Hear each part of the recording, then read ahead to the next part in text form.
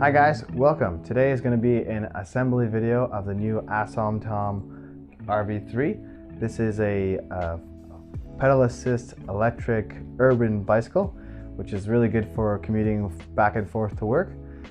This will be a step-by-step of how to assemble it yourself at home, and you can follow along with me as we build up this bike. So without further ado, let's get started. Inside the box, you will find all the necessary tools needed for building up your electric bike. But I do suggest having a few extra tools on hand just to make the process a little bit easier. I just wanted to mention that if you have any problems with the bike, you can ask the manufacturer for advice or for help. So on here, it has the direct email address for the customer service, and you also have links to all their social media accounts, as well as their phone number. So if you have any problem whatsoever, the bike does have a 1-year warranty, and you can contact them and they will be more than obliged to help you with any problems that you might have. So after opening up the box, you will find inside there's another little box, and this has your owner's manual as well as a lot of accessories for the bike inside. So just have a look, quick look, open this up, fast forward that down the thing. So all these parts are going to be inside here, as well as the owner's manual, which you'll see here. That's a nice owner's manual. If you go through the owner's manual, you will find all the information about your bike, including the assembly diagrams and pictures to help you assemble the bike if you get stuck on anything, or if I missed anything in this video. When it comes to warranty and stuff, all the stuff is in here for that. So let's get started. We got to take this box off and get going. So now we're just going to unbox the bike. You'll need a box cutter here, and I do suggest being a little bit careful with it so that you don't scratch the paint or cut yourself. So always cut away from the body, and after we get it pretty much unpackaged, we're going to take off the front wheel and get to assembly of the front disc brake. So you'll notice here one side has the hub mount, and that's the side that the disc brake goes on. While installing the disc brake, be sure to have the writing on the disc brake facing outwards towards you. And then you're going to install the 6 Allen key bolts onto the hub. So when you tighten this down, you want to make sure you tighten it down in a star-shaped pattern, and this will just ensure that the disc brake is fastened evenly onto the hub. After that, we'll just continue and unpack most of the bike and show you all the parts that we need to install.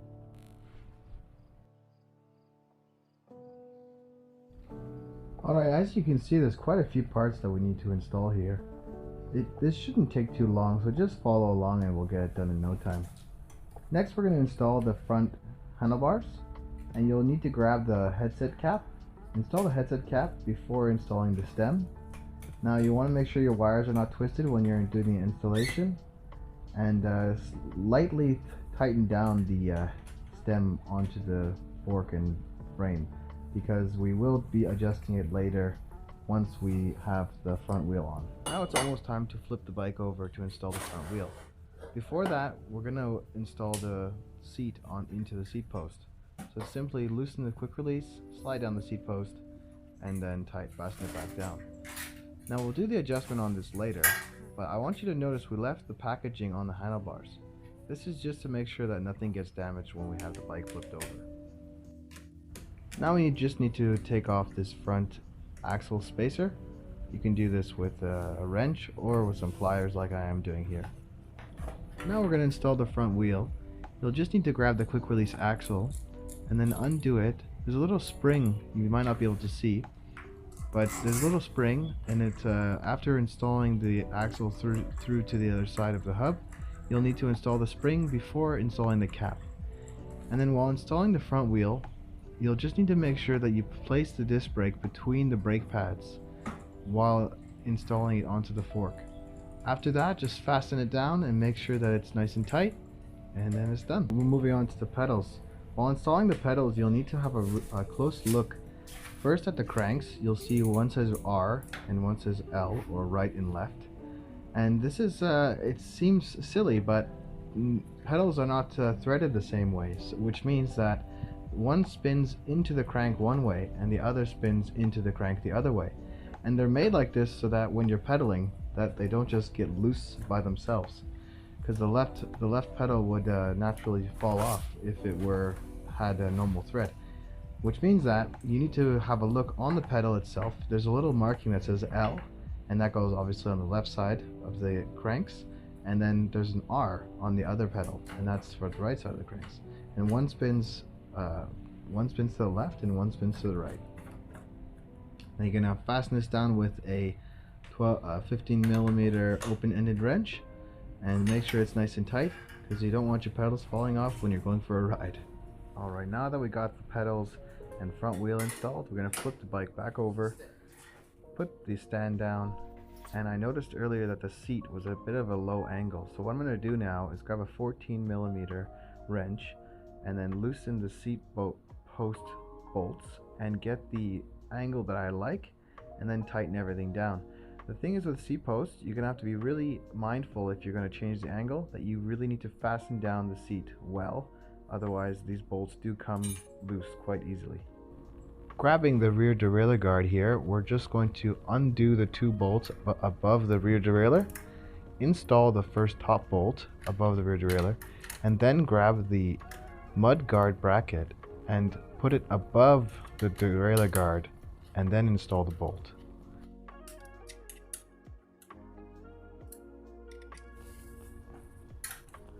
To adjust the rear rain guard, you could simply bend out in or out one side of the rear brackets to align it within the wheel. I'm just going to grab an 8mm Allen key and tighten up the bottom bracket bolts. I do find from building lots of bikes in the past that these bolts do come loose from the manufacturers. It's time to align the front wheel with the handlebars. To do this, all we need to do is step over the front wheel, grasp it with our legs, and turn the handlebars until the stem is straight with the front tire. Now, to get a better angle of this, we can go step onto the bike and check to see if the center of the stem is aligned with the center of the tire. You can do this by closing one eye and opening the other eye, and using your peripheral vision to check if it's straight. You can also tap the front tire with your foot to just help to get that little last bit of adjustment done. After that, just fasten down the bolts and make sure it's nice and tight so that it doesn't get loose when you're riding. So you might have seen a lot of people ride their bikes with the brakes sticking up in the air, but this actually takes away the pulling power from your arm and your wrist, and it can actually give you a bit of pain in your wrists. So I suggest having your brakes pointing down at a 45-degree angle. In the case that you're standing up and riding, your arms will be in a direct alignment with the brakes, and then you'll have much more control over your bike. Alright, so the next thing we're going to do is install the front fender and the front headlight. So these two have to be done together, and you simply just have to unbolt these three Allen key bolts just here. First, we're going to install the fender with the bottom two bolts, and then we're going to install the light with the top bolt and this one together.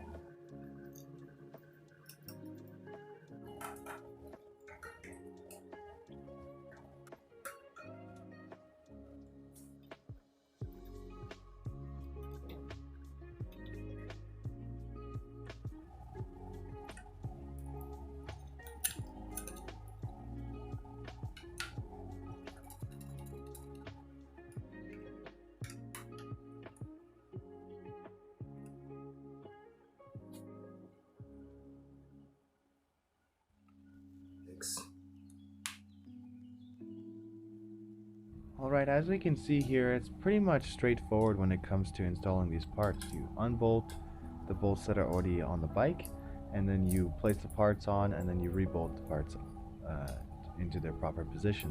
So I'm just going to skip through this next little sections, and then I'll get back to you for the installation of the LCD screen.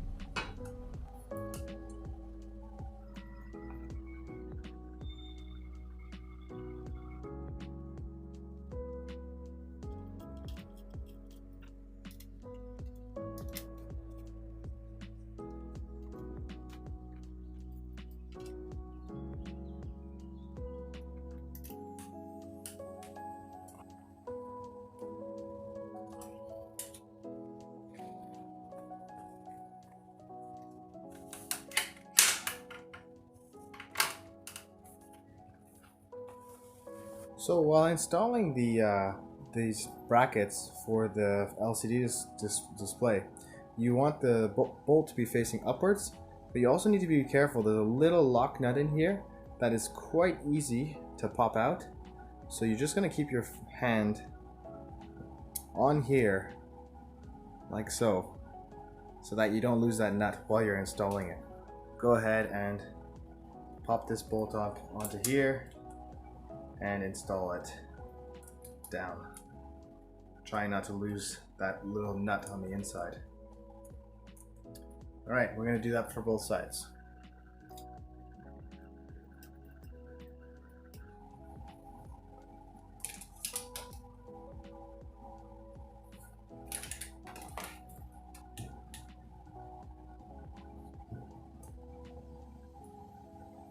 So lastly, we'll need to install this, and it has a little pin here that has that lines up with this pin. So I'm trying to get that in together, or else it won't go in. Our LCD should work, which indeed it does. I'll show you that later. So now that we've got pretty much everything installed on the bike, it's time to fill the tires.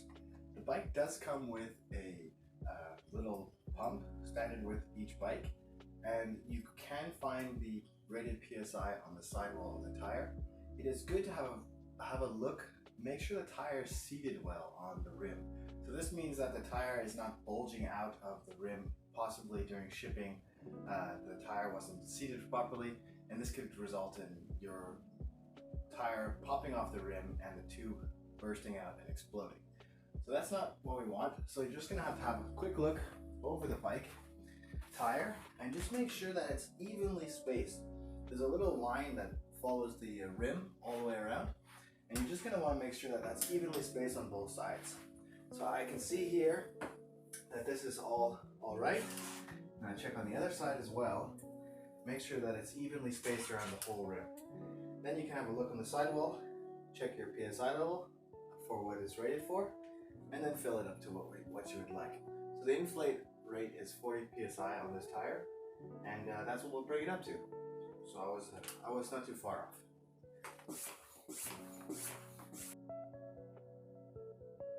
Here we're back, and it's time for the review of the bike. Before we do that, I just want to say, when you get a new bicycle, it is imperative to check every single bolt. These bikes are built on an assembly line. They are built to be assembled, not to be fully ready to ride. So when you get it out of the box, it is imperative to check every single bolt all over the whole bike. This is not the manufacturer's job. This is your job as the installer of the bike, as the builder, the technician. So with me today, you're the technician. All right, that being said, moving on to the review. So this bike, I want to just tell you some of the features, and we're going to start from the front and work our way back. First off, we have our LCD display. You have 5 different modes with your pedal assist. You also have a throttle on the right hand side, which has a safety button to turn on and off the throttle, just in case you've got kids around or something. You don't want them to grab the throttle, let the bike go off into the bushes with them attached to it. So that's the safety feature of the throttle. Has a little kill switch, and so yeah, you have either pedal assist or throttle. So with full throttle, no pedal assist, the bike does have a range of 25 miles, and with the pedal assist not using the throttle, you have a range up to 40 miles. So I have ridden these bikes before, and the pedal assist, how it works is it helps you get up to maintaining speed, and then it pretty much eases off with the assistance. So the most difficult part about riding a bicycle really is getting up to speed, and it helps you to get up to that point, up to the speed that you want to cruise at, and then you just kind of maintain that speed and you're using almost no power. So that's how that works. With the LCD screen, you have your odometer, you have how much time you have been on the bike. You can check a lot of the features on there. As well, you have your little button here that turns on the headlight. As you can see here, headlight's pretty bright. It's very good actually. It's very good bright headlight. You also have your mechanical disc brakes. They are aluminum alloy, as well as the frame is aluminum alloy. It's a 6061 standard bicycle aluminum frame, which has been heat treated, of course. You have your 80mm travel, which has a lockout. So by turning a switch here, you got lockout, which means that the suspension will be stiff or it will be active. So if you were to open it, it's going to be active. When you press on the suspension, it'll go up and down. But then when you lock it out, it will actually keep the suspension from moving. So that would be useful for if you're on a road riding and you decide that you want to not waste too much energy pedaling, then locking it out is an option.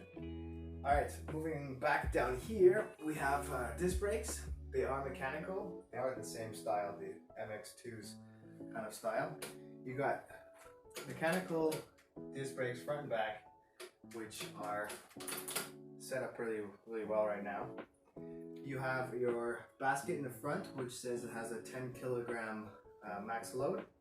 And moving on to the back of the bike, here we got our big cushy, comfortable oversized seat, which I did adjust so that it's facing more upwards. You can adjust it to your liking with the 14mm bolts on the side here. And then we have our drivetrain. We got a 7-speed Shimano rear derailleur and gear adjust, which is done with your quick shift 7-speed shifter. And we have a quick release for the seat to change the heights. The battery is removable. You just need a key to unlock it, which comes on the handlebars over here. And it's a 36 volt, 10 amp hour battery, lithium ion battery. So it's quite large for an electric bike. It's actually becoming a more standard that these bikes have bigger batteries. When I first saw these get on the market, they were like 5 amp hour. And you pretty much, like you only get about 15 miles for a charge on that. So it's not the greatest. Moving on to the back, we also have our rack. We have a back rack here, and both front and back mud fenders. As you saw in the video, you can adjust it by just gently bending the outside rail of the mud guards to adjust it so that they're not rubbing on the tire or anything like that. And then we have our kickstand, and yeah, that's pretty much the overall of the bike. Personally, I really like this type of bike because I like traveling and doing little trips. This is kind of perfect for what kind of riding I like. And it also comes with this nice bungee and your derailleur guard on the side. I forgot to mention the tires. These tires are 3-inch tires. So they're good, they're rated for snow, light snow, sand, gravel, dirt, road. It's an all-around tire. I like this kind of oversized tire because it just gives you that more feeling like the bike has, it's gonna have grip and control on all surfaces and terrains. So that's about it. To adjust the speeds of the pedal assist, you have a little button here on the side of the handlebar, which is an up arrow and a down arrow. I think that's about it. I forgot to mention the motor. We have a 350 watt electric motor in the back wheel. So that is your pedal assist and your throttle. So if you want to use that is your pedal assist and your throttle control. It's all from the 350 watt motor in the back. And that's pretty much it. The bike is above average on the quality levels, in my opinion, when it comes to parts, and you're getting your bang for your buck when it comes to the value of this bike. You're also looking at something that's going to be reliable, and from looking at what parts are on here, this is going to be a very good bike when it comes to overall long-term use and comfort. Alright, now, so everything being said, make sure you just check all the bolts and everything's tight, inflate the tires well, and enjoy your RV3. that being said, this is the end of the video, and thank you for following along with this build. If you have any problems or any issues with your bike, you can call customer service, email them. They will be more than willing to help you with any issues you have. Generally speaking, if you just take bolts off, put bolts back on, it's a very easy assembly.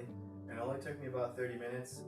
That's because there's a lot of extra stuff on here, like the fenders and the racks, which I was actually anticipating to be a bit faster, but it's okay. 30 minutes of your day to build up your bike. Do it properly, do it once, and then you'll have a great bike to ride for at least 5-10 years. So thank you very much, and I hope you have a great day. Until next time.